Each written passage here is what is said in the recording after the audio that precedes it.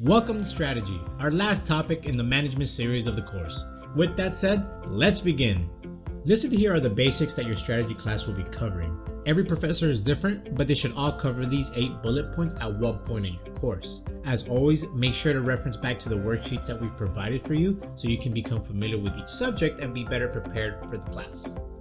Why is strategy a part of your MBA program? The following bullet points will provide you with a great insight as to that reason. Firstly, it's about being creative and learning how to think outside the box. But not just outside the box, strategy wants you to understand how to think about what's inside the box as well.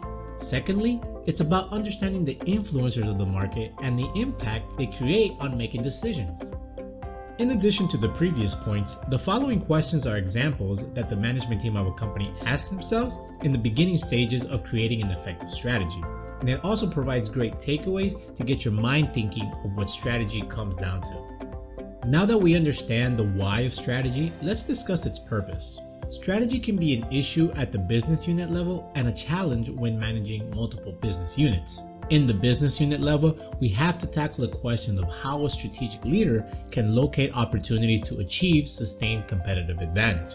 We become practitioner economists and psychologists, with economists being able to read market forces, while psychologists are better at understanding people and their decisions. Some of the challenges when managing multiple business units are when a strategic leader has to determine the right horizontal and vertical scope of the organization, such as implications for mergers, acquisitions, and various forms of alliances.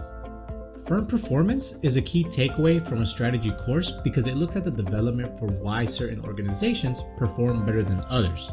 There are several analytical tools necessary to create a successful strategy, so expect to perform different practical applications in your class that will cover the 5 sub-bullet points you see here.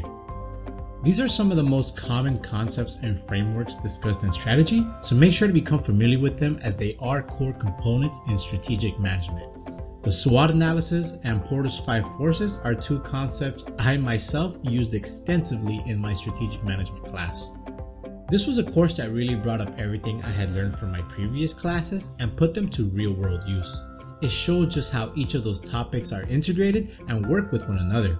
In my group, we chose the company TomTom and took it through a full analysis using several different tools such as the SWOT and Porter's 5 forces, with the end goal to create a strategy that will carry the company forward in its industry. Even though it was one of my tougher courses, as an entrepreneur, it was well worth the effort to understand the science behind strategy because it gave me an overall framework to how a business runs. If you have any questions about anything covered, make sure to leave them in the comments below and we'll get back to you as soon as possible so we can have an open discussion as always.